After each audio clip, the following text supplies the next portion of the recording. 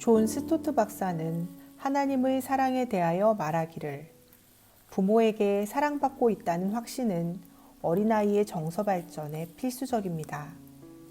배우자나 친구에 대한 사랑의 확신은 인간의 성취에 놀라운 기여를 합니다.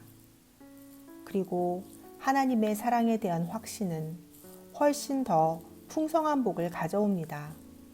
그것은 기쁨과 평화와 자유와 확신과 자존감의 주된 비결입니다. 라고 합니다. 오늘 본문에 보면 우리는 5절에 우리가 아직 연약할 때라는 것은 육체적으로 병들어서 약할 때를 의미하는 것이 아니라 하나님의 법을 지킬 만한 능력이 전혀 없음을 의미합니다.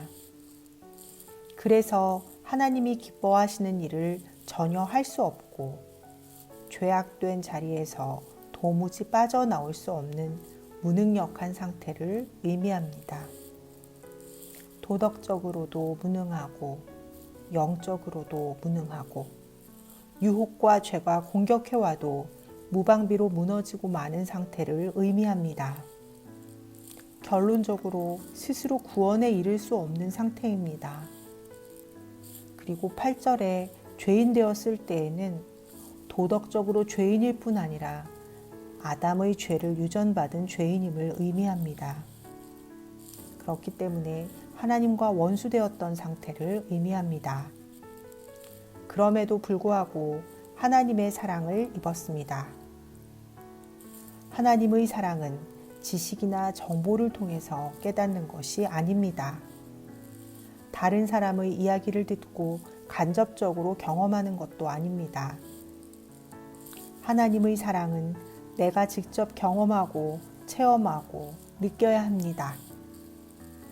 그래야 하나님을 더욱 깊이 알아가게 되고 하나님의 마음을 따라 순종함으로 영적인 성숙을 이루게 됩니다.